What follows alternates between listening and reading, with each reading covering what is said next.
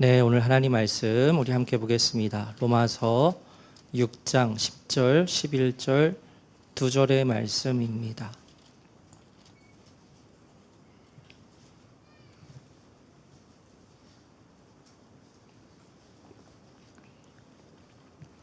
네, 로마서 6장 10절, 11절 우리 두 절의 말씀을 함께 읽겠습니다. 시작.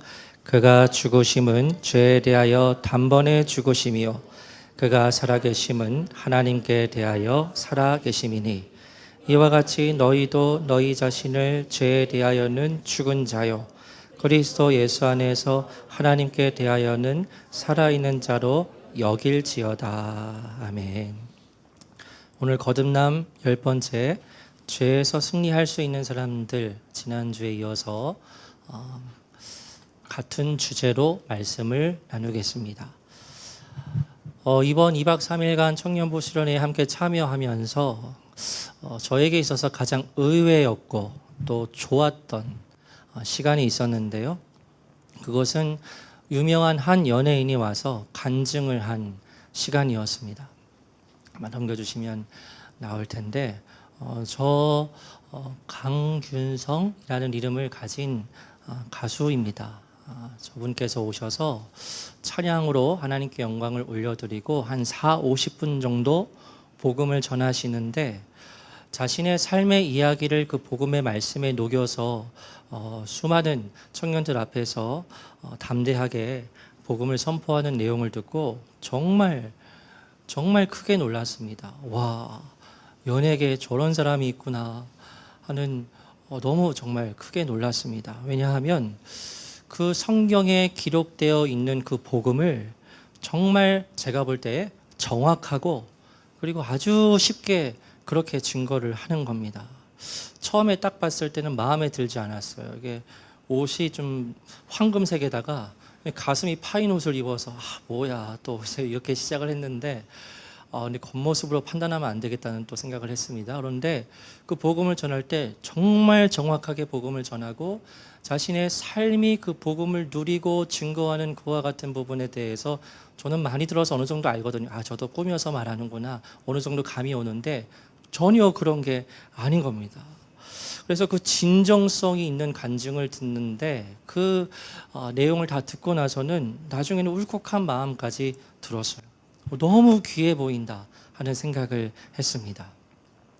그런데 저분이 이번에 그렇게 1000명이 넘는 청년들 앞에서 담대하게 자신의 간증을 이야기할 수 있었던 동력이 무엇일까 하는 생각을 해보았어요. 자신이 가지고 있는 유명세 때문에 어쨌든 청중들이 집중을 해서 그것에 기대어서 담대하게 말하는 것일까? 아니면 뛰어난 노래 실력을 가지고 있으니까 회중들의 관심을 받고 거기에 힘입어서 저렇게 담대하게 말하는 것일까? 그런 것이 아니었습니다. 그분이 했던 내용 중에 그와 같이 담대하게 전할 수 있는 동력을 알 수 있었는데 그것이 무엇이었냐면 바로 하나님의 말씀을 스스로 정립했던 훈련 때문이었다는 생각이 들었어요. 이분이 말하기를 교회를 다니면서 어렸을 때부터 다녔다고는 하지만 이제 성인이 되어서 복음에 대한 말씀을 이제 듣게 될 때 그 말씀을 한 번 듣고 끝내지 않고 2번, 3번, 4번, 5번 반복하면서 들었다는 겁니다. 특별히 5번째 들었을 때는 그 모든 내용들을 다 일일이 적어가면서 정리해서 그 복음의 말씀을 완전히 자신의 것으로 소화하고 그리고 자신이 배우고 훈련한 그 복음의 말씀을 다른 사람들에게 교회 안에서 전하는 사역을 하고 있더라고요. 평신도입니다. 신학 공부한 사람은 아닙니다. 그런데 그와 같이 복음의 말씀을 배우고 정확히 훈련하고 정말 노력해서 소화한 다음에 그 말씀을 사람들과 나누고 복음을 증거하고 정말 놀라운 열매들이 맺히는 사역을 저 연예인이 하고 있더라고요. 그래서 제가 생각을 한 것이 결론이 이것이었습니다. 결국 말씀이구나. 하나님의 말씀을 우리가 정말 배우고 깨닫게 되고 내 것으로 정리하여 소화하는 훈련을 행할 때 저분과 같이 담대하게 그 말씀대로 실제로 살아가게 되고 많은 이들에게 유익을 끼치는 그리스도인으로서 살아갈 수 있다는 사실을 다시 한번 되새기는 시간을 이번에 가졌습니다. 결국 말씀이더라고요. 여러분, 오늘 이 시간에도 그렇지만 주일 시간에 계속해서 거듭남에 대한 말씀을 계속해서 나누고 있습니다. 권면 드리는 것은 이 전에 드리는 말씀을 그냥 주일에 한 번 듣고 지나가거나 들었다 치고 넘어가는 것이 아니라 이 말씀을 여러 번 듣던 여러분께서 온전히 소화하실 수 있는 말씀이 되어야 합니다. 주일 예배에 선포하는 이 말씀이 여러분의 심령에 새겨져서 여러분이 여기 강단에서는 아니시겠지만 만나는 사람마다 이 말씀의 내용을 여러분들이 이미 소화하셔서 담대하게 증거하실 때 그와 같은 말씀이 듣는 사람에게 유익을 끼치고 또 하나님께로 나오는 결과가 이루어졌으면 좋겠다 하는 그러한 생각을 했어요. 여러분, 그런 면에서 여러분 하나님의 말씀, 복음에 대해서 정말 여러분은 훈련을 크게 받으시고 다 소화하셔서 그와 같은 복음의 열매를 맺고 계시는 삶을 살아가고 계십니까? 그러한 삶이 되시기를 주님의 이름으로 축복합니다. 한 번 듣고 넘어가는 것이 아니라 이 말씀을 내 것으로 소화해서 정리해서 누구에게든지 담대하게 선포할 수 있어야 한다. 그러면 정말 열매가 맺히게 될 거예요. 오늘은 지난주에 이어서 죄와의 싸움에 대해 다시 한번 말씀을 전하려 합니다. 거듭남이라는 주제의 큰 틀을 에 대해서 계속 말씀을 드리면서 3주 전부터는 조금 기준이 달라졌지요. 그 이전까지는 거듭남이 무엇인가, 어떻게 거듭날 수 있는가와 같은 거듭남 이전에 관련된 부분을 말씀드렸다면 3주 전부터는 누가 그러면 거듭남을 경험한 사람인가, 거듭난 성도에게서는 어떠한 모습과 증거가 그 사람에게서 나타나는가에 대해서 나누고 있습니다. 그래서 그 첫 번째로 거듭난 사람에게서 나타나게 되는 그 증거가 무엇이었죠? 삶에 무엇이 변화가 됩니까? 가치관이 변화가 된다고 말씀을 드렸어요. 그리고 지난주에 이어서 거듭난 성도는 죄와의 관계에서 그 죄와의 싸움에서 승리할 수 있는 실제적인 변화가 이루어진다고 말씀을 드렸습니다. 그래서 여러분, 죄와의 싸움인데 이 죄에 대해서 다시 한번 정리하고자 합니다. 우리가 함께 나누었던 말씀 계속해서 반복하고 있는데 반복하는 이유를 잘 아시리라 믿습니다. 여러분, 죄의 본질 가장 첫 번째로 5글자 뭐라고 말씀드렸죠? 자기중심성이라고 말씀을 드렸어요. 성경에서 말하는 죄는 그리스어로 하마르티아라는 단어입니다.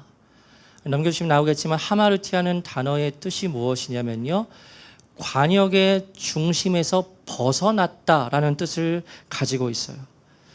화살은 관역의 중심에 맞춰야 됩니다. 맞출 수 있습니다, 충분히. 그런데 그렇게 하지 않고 관역을 벗어나서 맞추게 되는 것이 하마르티아, 즉 죄이다라는 거죠. 여러분, 이 세상 모든 만물과 더불어서 우리 인간은 하나님께 지음을 받은 존재입니다. 그러면 당연히 모든 인간의 삶은 하나님을 향해 있어야 하고 하나님의 뜻에 따라 살아가야 할 것입니다. 그것이 옳은 방향이에요. 관역을 맞추는 삶이에요. 그런데 죄로 인하여 그 생명이 변질된 모든 인간은 하나님을 향한 방향에서 벗어나서 잘못된 방향으로, 자기 자신을 위해 살아가는 그 방향으로 살아가는 변질된 존재가 되었죠. 하나님께 지음을 받은 존재임에도 불구하고 하나님을 거부하고 나 자신이 중심이 되어서 살아가는 것이 자기중심성, 죄의 본질이다 라고 말씀을 드렸습니다. 아까 설교 초반에 제가 이번 수련회 때 만났던 가수에 대해서 이야기를 했지요. 근데 저분이 10년 전쯤인가요? 연예계에서 굉장히 핫하게 떠올랐던 때가 있었습니다. 왜냐하면 그때 그분이 예능 프로그램 같은 것에 나가서 어떤 메시지를 말했냐면 혼전 순교를 해야 한다, 막 이러한 메시지를 했었거든요. 그래서 그때 특이하다라는 생각이 들었는지 연예계에서 이분을 많은 예능 프로그램에 초청을 해서 의견을 묻기도 하고 그랬던 적이 있었습니다. 그래서 그때 저도 그와 같은 메시지 흔하지 않잖아요. 연예인이 또 기독교인이라는 걸 제가 알고 있었기 때문에 그와 같은 부분들을 관심을 가지고 보았었는데, 근데 이번에 수련회에서 그분의 간증을 듣고 나서 그 몇 년 전, 한 10여 년 전에 그렇게 말했었던 그 부분에 대해서 다시 한번 보았어요. 그런데 뭔가 좀 뭐랄까요? 우선 보시고, 제가 그래서 그때 편집한 영상이 있거든요. 여러분 뭐 설교 시간에 뭐 이런 TV 영상 틀면 되냐 이런 생각하지 마시고 어떤 목적으로 보시는지는 제가 말씀을 드렸습니다. 그래서 유튜브 실시간 방송 때문에 화면 작게 나가는 것 해주시고 함께 보겠습니다. 까지입니다. 여러분 영상을 보면 크게 두 부분으로 나뉘어요. 이분이 이제 이성을 만나게 될 때 하는 질문이 있다고 하죠. 제가 캡처해왔지만 이 땅에 왜 태어났는지, 무엇을 목적으로 사는지, 어디에서 정체성을 찾는지, 이성을 만날 때 그런 질문을 물어본다는 겁니다. 여러분 이와 같은 질문의 내용들이 다 무엇과 연결이 되는 질문이죠? 뭐와 연결되는 질문이에요? 제가 거듭남의 첫 번째 증거로 무엇이 변화된다고 말씀드렸어요? 삶의 가치관. 삶의 가치관에 관련된 질문들이에요. 거듭난 이후에 변하게 되는 첫 번째로 제가 말씀드린 삶의 가치관의 변화와 직접적으로 연결되는 질문이지요. 그래서 이분이 이성을 만나게 될 때 이와 같은 질문을 던진다? 그럼 그분에게 무엇을 확인하고자 하는 겁니까? 당신은 거듭난 그리스도인이 되어서 정말 삶의 가치관이 예수 그리스도가 되셨나요? 하고 물어보는 질문인 거예요. 그리고 이어서 두 번째 영역이 혼전순결에 대한 부분입니다. 처음에 잘 알아차리지 못하셨을 텐데 옆에 세 명이 앉아있던 분들이 아니요, 아니요, 아니요 이렇게 대답하죠. 그것은 어떤 질문에 대한 대답이었냐면 혼전순결을 외치는 것에 대해서 이해하느냐는 거예요. 아니요, 아니요, 아니요라고 얘기를 했어요. 여러분 보통 사람들은 이 부분에 대해서 스스로 규제를 하지를 않습니다. 이와 같은 말을 한다면 구닥다리의 전통적인 가치관에 얽매였다고 조롱을 받습니다. 조롱을 받잖아요. 근데 여러분 말하지요. 내 삶을 즐기고 싶은 대로 살아가고 싶다는 그와 같은 이와 같은 삶의 사람들의 가진 그 성향이 곧 무엇과 연결이 되죠? 죄의 본질인 자기 중심성과 연결이 되는 거예요. 내가 중심이 된 삶의 가치관대로 살아가고 싶은 겁니다. 내가 좋으면 좋은 겁니다. 내가 즐길 수 있으면 그것은 선한 겁니다. 그런데 말하기를 저분이 이제는 삶의 방향성을 그곳에 두지 않겠다고 말하는 것은 무엇을 의미하는 거지요? 이제는 자기 중심성, 즉 내가 중심이 된 삶을 살아가지 않고 오직 예수 그리스도께서 중심이 되시는 방향성이 바뀐 그런 삶을 살아가고자 한다고 말하는 거예요. 그래서 오늘 설교를 위해서 저 영상 한 10년 됐을 겁니다. 다시 보면서 많은 생각을 했어요. 그 연예계 중심에서 복음의 진리를 외치는 한 명의 그리스도인의 모습을 보았습니다. 제가 몇 주 전에 한 영상 각도 전체방에 공연을 드렸는데 그 옥스포드 대학교 세계 최고의 지성들이 모인 그곳에서 그 중심에서 복음을 전하는 존 레녹스의 그와 같은 영상을 보여드렸는데 이 영상을 보면서 같은 느낌을 받았습니다. 그 타락한 세상의 중심에서 그 하나님의 메시지, 복음의 진리를 진짜 이렇게 전할 수 있는 이분의 모습이 너무 멋져 보였어요. 그래서 여러분 죄의 본질에 대해서 다시 말씀을 드리고 있는데 5글자라고 말씀을 드렸습니다. 자기중심성이에요. 내가 삶의 주인이 되어서 살아가려는 그 태도가 곧 죄의 본질이다 라고 이제까지 말씀을 드렸고요. 이와 더불어서 지난주에 강조하여 말씀드린 또 다른 죄의 본질이 있습니다. 어떠한 영역이었죠? 죄는 인격적인 존재에 붙어서 기생하는 생명과도 같다는 겁니다. 하나님께서 만드신 그 많은 피조물들 중에서 인격을 가진 존재는 유일한 단 한 존재, 누구입니까? 사람이라고 말씀을 드렸죠. 그런데 이 죄는 인격적 존재 안에 붙어서 살아가는 기생하는 생명과도 같다고 제가 말씀을 드렸고 그것이 죄가 가진 본질이라고 말씀을 드렸어요. 그래서 여러분 이 죄는 사람에게 붙어 있게 될 때 사람이 가지고 모든 인격적인 요소들을 다 집어삼킵니다. 지성과 감정과 의지, 이 모든 영역이 그 안에 기생하고 있는 죄의 생명 때문에 다 부패하게 되고 타락하게 되고 변질되어 버립니다. 그래서 성경에서 말하는 것이 인간은 전적으로 타락했다라고 그렇게 말하는 이유가 바로 여기에 있는 거예요. 그 안에 있는 죄가 사람의 모든 생명의 요소를 다 집어삼키고 지배한다는 거죠. 아마 우리 성도님들은 이 영화를 많이 거의 안 보셨겠지만 옛날에 베놈이라는 영화가 있었어요. 어떤 대충 한 사람이 이제 주인공인데 기자입니다. 그런데 이 사람이 외계의 생명체와 조우하게 되어서 그 외계의 생명체가 그 안에 기생하게 돼요. 그래서 어떨 때는 이 사람의 모습으로 어떨 때는 그 안에 외계 생명체의 모습으로 나타나는데 뭐 포스터 보시면 아시겠지만 이 외계 생명체의 모습이 너무 끔찍스럽죠. 그런데 이 외계 생명체, 온통 까만색으로 이렇게 점철되어 있는 외계 생명체가 드러나게 될 때 이 사람은 자기 자신을 스스로 통제하지 못합니다. 이 외계 생명체가 이끄는 대로 움직이는 대로 행하게 되고 하게 되는 거예요. 여러분, 죄가 이와 같다는 겁니다. 죄가 우리 안에 있어요.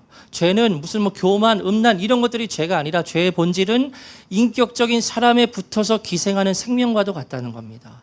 같이 살아가요. 그런데 이 죄가 사람이 가진 모든 요소를 다 집어삼키게 된다는 거죠. 그래서 이 세상의 모든 사람들은 지금 다 뭐 세련되어 보이고 도덕적으로 살아가는 것처럼 보이지만 언제든지 그 안에 있는 죄가 폭발하여서 마치 괴물과도 같이 변할 가능성을 가지고 있어요. 저도 그러하고 여러분도 그러해요. 지금 우리가 이렇게 문명 사회에서 법과 질서를 지키며 교양 있게 살아가고 있지만 말씀드렸죠?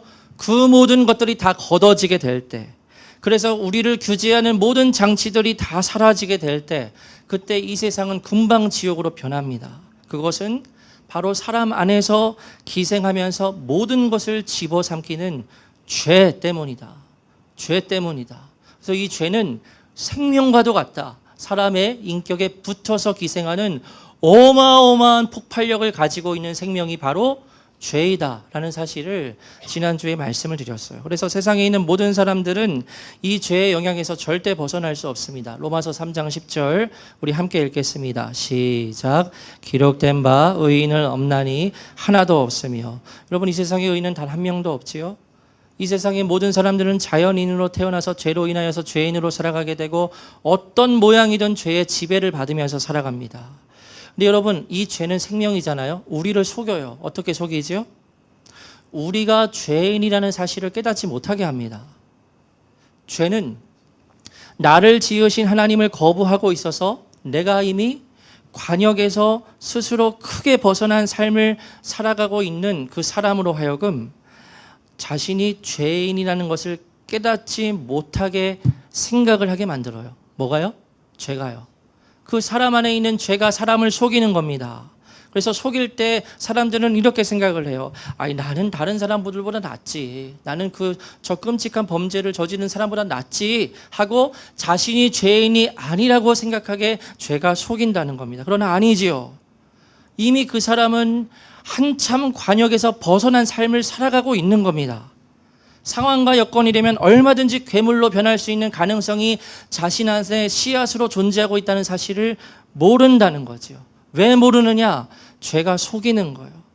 그래서 이와 같은 사실을 사람들이 스스로 깨닫지 못하도록 이 세상을 지배하는 마귀와 그리고 모든 사람 안에 있는 죄는 교묘하게 사람들을 속입니다. 당신 괜찮아. 당신 정도면 괜찮은 사람이야. 좀 죄 지을 수 있지. 좀 미워할 수 있지. 좀 넘어질 수 있지. 그러나 다른 사람들에 비해서 당신은 그래도 비교적 선한 사람이야 라고 그 안에 있는 죄가 속이게 만든다는 거죠. 모든 사람들이 다 그렇게 속는 삶을 살아가요. 물론 양심이 그중에 깨어있는 사람들은 나는 그래도 죄를 많이 짓지 하고 생각을 하지만 나는 1%의 소망을 가질 수 없는 죄인 중에 죄인이라는 그 성경의 진리까지는 가지 못합니다. 그러나 하나님의 은혜로 내가 죄인이라는 사실을 분명히 깨닫게 되는 은혜를 경험하는 사람들이 있어요. 바로 우리들이지요. 내 안에 정말 선한 것이 하나도 없구나. 정말 내 존재 가운데에는 소망을 가질 수가 없구나 하는 것을 깨닫게 되고 회개함으로 돌이키는 그런 은혜를 경험하는 사람들이 그 가운데 있는 거죠. 그래서 정말 감사하게 우리가 물과 성령으로 거듭나게 되면 아주 놀라운 변화가 일어나게 되는데, 이제는 내 안에 있는 죄와 싸워서 이길 수 있고 승리할 수 있다는 겁니다. 내 안에 거듭난 이후에도 여전히 남아있는 죄의 행실, 몸의 행실을 죽일 수 있는 아주 놀라운 변화가 거듭난 성도에게 일어난 것이다 라고 제가 지난주에 말씀을 드렸어요. 다시 한번 말씀 읽겠습니다. 로마서 8장 13절 읽겠습니다. 시작. 너희가 육신대로 살면 반드시 죽을 것이로되 영으로서 몸의 행실을 죽이면 살리니. 아멘. 여러분, 자연인이자 죄인으로 살아가는 모든 사람들은 죄를 절대 이길 수 없습니다. 죄의 지배를 받는 삶을 살아갈 수밖에 없어요. 내가 도덕적으로 살아가 봐야지, 내가 하나님의 말씀에 순종 한번 해봐야지, 열심히 지켜봐야지. 그러나 노력해도 인간의 존재는 완벽하게 그렇게 행할 수 없습니다. 결국은 실패하게 되고 나는 도저히 안 되는구나 하고 고백할 수밖에 없어요. 그것이 사도 바울이 로마서 7장에서 했던 고백이지요. 이 사망의 몸에서 누가 나를 건져내게? 나는 안 된다는 거예요. 내 노력으로는 안 된다는 거예요. 그런데 거듭난 성도는 죄를 죽일 수 있다는 겁니다. 어떻게 해요? 네 글자죠. 어떻게 해요? 영으로서, 즉 거듭난 성도 안에 오셔서 직접 내주하시는 성령님에 의해서 거듭난 성도는 죄를 죽일 수 있다는 겁니다. 이제는 죄에 질질 끌려다니지 않아도 된다는 겁니다. 아무리 나를 죄로 넘어뜨리려는 상황과 여건이 내 앞에 조성이 되더라도, 아무도 나를 보는 사람이 없고 얼마든지 죄에 걸려 넘어질 수 있는 상황인데, 그 상황 가운데에서 죄를 짓기로 선택하지 아니하고 그 죄를 끊어버리고 거룩함을 지킬 수 있는 사람들이 정말 있다는 거예요. 그게 누구라는 거죠? 거듭난 성도이다. 이 놀라운 은혜가 바로 거듭난 성도에게 이루어지는 변화다. 그래서 여러분, 내 안에 여전히 남아있는 그 죄와 내가 어떤 관련을 맺고 있는지가 내가 정말 거듭난 믿음을 가진 사람인지 알 수 있는 그 증거가 된다고 이제 지난주에 말씀을 드렸어요. 그래서 영으로서 우리 안에 계시는 성령님과, 지난주에 말씀을 드렸습니다. 월화수목금토 우리 안에 계시는 성령님과 동행하셔야 합니다. 하루에도 순간순간마다 도움이 필요할 때 성령님 하고 부르면서 그 죄의 유혹을 끊어내고, 또 마음의 낙심과 여러 허무한 마음이 찾아오게 될 때 성령님 이름 부르면서 이와 같은 것들을 끊어내고 내 마음을 지킬 수 있도록 해달라는, 그와 같은 성령님을 의지하는 모습이 우리의 실제의 그 월화수목금토 그 일상의 삶에서 이루어져야 한다고 말씀을 드렸어요. 여러분, 우리 안에 계시는 성령님께서는 우리에게 끊임없이 말씀하십니다. 이건 아시는 분은 아세요. 우리 안에 계시는 성령님은요, 계속해서 우리에게 말씀하세요. 오늘 하루에 이 삶을 어떻게 살아가야 할지 가르쳐 주세요. 마음에 감동을 주세요. 그래서 이와 같은 것을 경험하면 경험할수록 그 사람은 어떠한 기도를 하게 되냐, 하루를 시작하게 될 때 성령님, 오늘 하루도 제 삶을 온전히 인도해 주실 것을 믿습니다. 그 인도하심에 제가 잘 듣고 순종하게 해 주십시오 하고 아침에 시작할 때 기도해요. 그렇게. 그리고 그와 같은 삶을 살아요. 매일 월화수목금토 그렇게 살아요. 왜냐하면 내 안에 성령님께서 진짜 계시는 것이 리얼이거든요. 그 사람에게는. 그리고 하루에 끊임없이 말씀하시고, 그 하루에도 직장의 영역에서, 학교의 영역에서, 가정의 영역에서 나에게 말씀하시는 것이 그 사람에게는 실제거든요. 그러니까 기도하는 거예요. 아침에 하루를 시작할 때 성령님, 오늘도 이 하루를 온전히 인도해 주실 것이라 믿고 그와 같은 인도하심에 제가 순종할 수 있도록 해달라고 기도하는 겁니다. 제가 너무 자주 인용하는 것 같지만 오늘 묵상집에 이와 같은 구절이 있어요. 제가 읽어드리겠습니다. 성령님의 음성은 미풍처럼 부드러워서 하나님과 완전한 교통 가운데 살지 않으면 결코 그 음성을 들을 수 없습니다. 성령님의 가책은 가장 부드럽게 오기 때문에 그분의 음성을 감지할 만큼 예민하지 않으면 당신은 성령님을 소멸할 것이고 영적 생활에 문제가 생길 것입니다. 없는 부분도 말씀드린 것 같은데, 성령님의 가책은 언제나 잔잔하고 조용한 음성으로 오는 작은 소리이기에 오직 깨어있는 성도들만 알아들을 수 있습니다.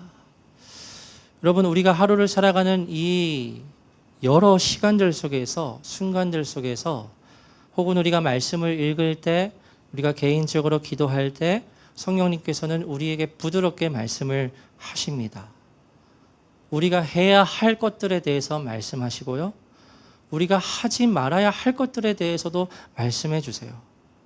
우리에게 때로는 선한 감동을 주시기도 합니다.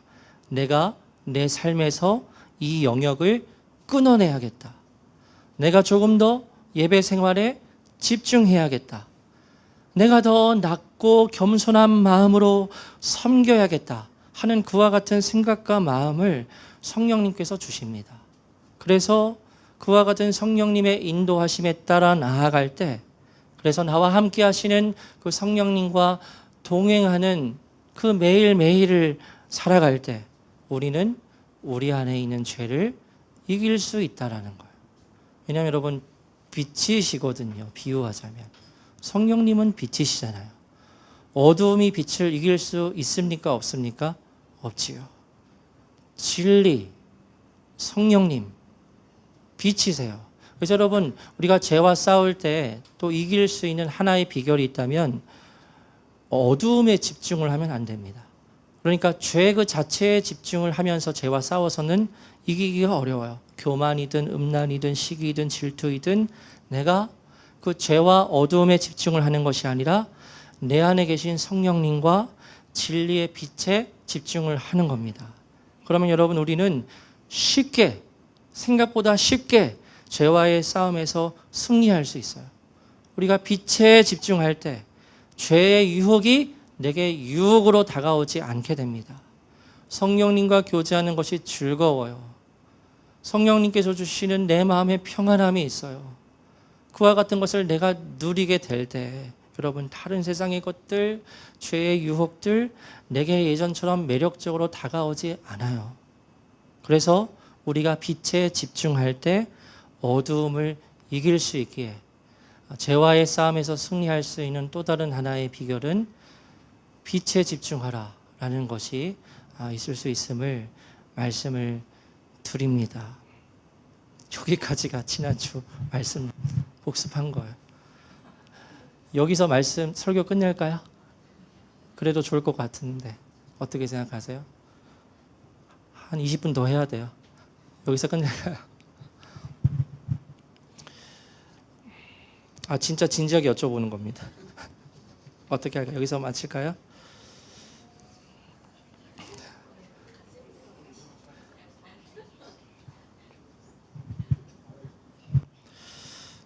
네, 그럼 찬양하시죠. 네, 찬양하겠습니다. 여기까지 말씀드릴게요, 오늘. 네, 왜냐하면 저는 설교할 때 항상 원포인트를 하려고 해요. 왜냐하면 여러 가지 메시지를 동시에 하게 되면은 또 집중이 잘 안 되거든요. 그래서 설교 준비하면서도 고민했습니다. 너무 많은 메시지다. 제가 어제 청년들에게 얘기를 했거든요. 나 2박 3일간 수련회 갔다 와서 설교 준비할 시간 없어서 내일 10분만 설교할 거야. 이해해? 막 이렇게 얘기를 했는데, 근데 사실은 준비를 다 해놨었어요. 다 해놨고 또 그 강균성 씨 때문에 더 얹어서 이제 설교를 더 준비한 거라 더 하게 되면은 여러 메시지들이 될 것 같아서 여기까지만 말씀드리겠습니다. 그냥 찬양하고 우리 기도하겠습니다. 네.